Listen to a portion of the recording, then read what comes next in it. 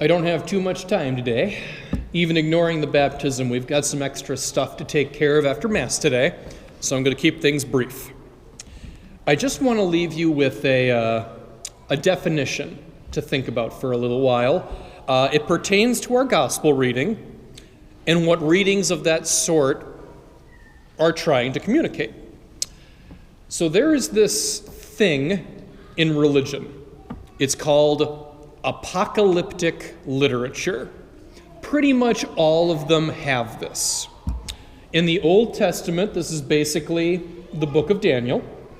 For the New Testament, although our reading today definitely counts, I'd say most people would think of the book of Revelation first and foremost. Now, on a more personal note, I would argue that the book of Tobit, the first letter of St. Paul to the Thessalonians, and the end of the Gospel of Mark all have elements of apocalyptic literature.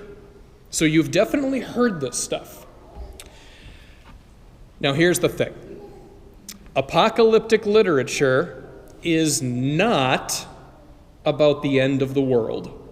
It is not about the end of the world. I bet 9 out of 10 of you were thinking that. It's not about the end of the world. That's just the way we've come to hear it over time. I blame sensationalism for that little pattern throughout history. That's not what the original authors were trying to say. Here's what apocalyptic works are really all about. It's a message of hope in a time of crisis. A message of hope in a time of crisis. That's what it's all about. So with those books that I mentioned, a minute ago, the crises of the moment are as follows.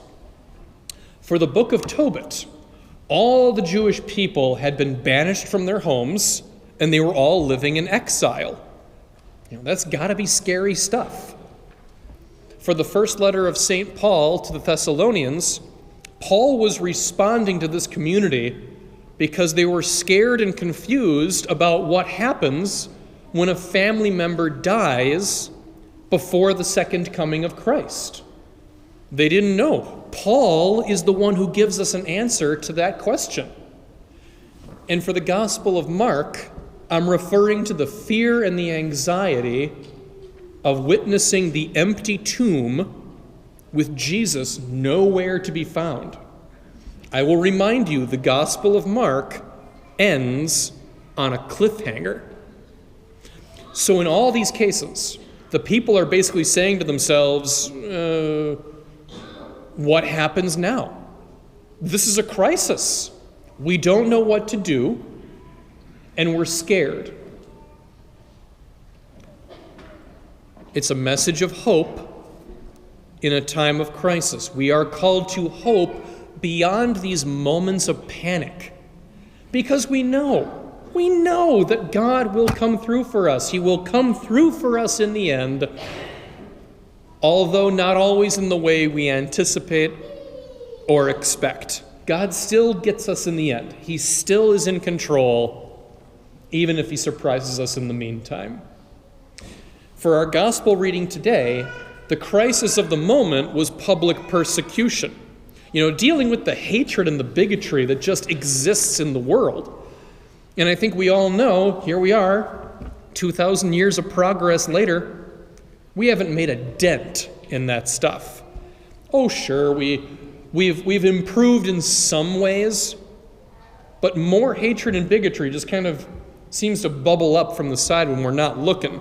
You can't eradicate it completely. Hatred and bigotry will always be a part of the world. And that's a scary thought. But even so, we are called to rise above all of that in hope that Christ will deliver us beyond these periods of crisis. And that is apocalyptic literature in a nutshell. A message of hope in a time of crisis.